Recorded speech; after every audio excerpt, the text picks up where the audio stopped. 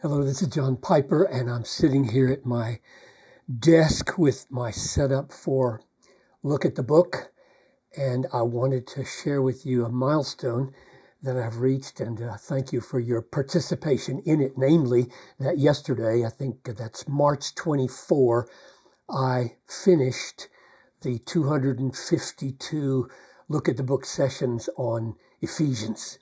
That's about 50 hours worth of teaching sitting here at this desk, looking at my Bible and Look at the Book screen here. And I have to laugh. I mean, I really do. To say I finished Ephesians is like, it's like climbing the second highest mountain in the Himalayas. I say second because I think Romans is the highest. Climbing the second highest mountain, getting to the top and saying, well, finished that. Where's the next mountain? Like, okay, we finished this mountain. We have not finished this mountain. I mean, there are heights and depths and ravines and trails that John Piper hasn't seen and certainly hasn't said. So don't think I've finished Ephesians. But I did the best I could. I got it down with Look at the Book. And the last session that I made right here yesterday was titled an overview of the 6 chapters, which I gave the name A Life Lived for the Glory of the Grace of God. And you can hear 2 things there. Life lived, that's chapters 4 through 6, and the glory of the praise of God, that's chapters 1 through 3.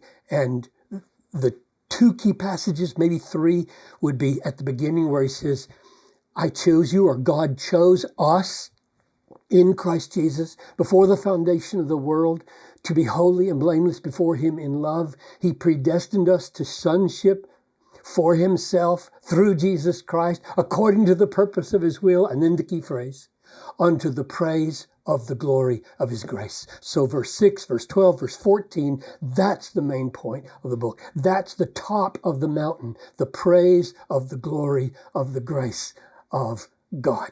And if that sounds like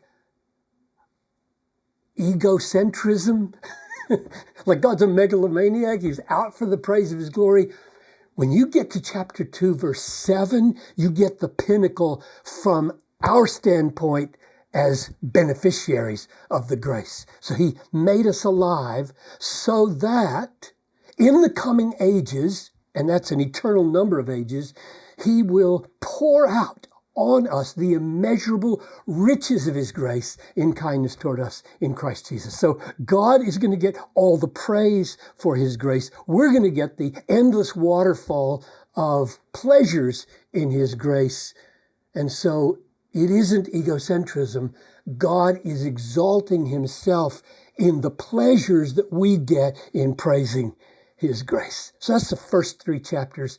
And then, just like you would expect, chapter 4 begins, now walk, Christian, walk worthily of this stunning calling. And the rest of it is just unpacking. What does it look like when you are walking under the waterfall of the grace of God?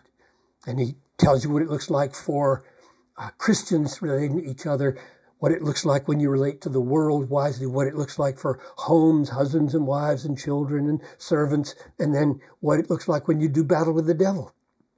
So those are the last 4 chapters, a life lived for, first 3 chapters, the glory of God's grace.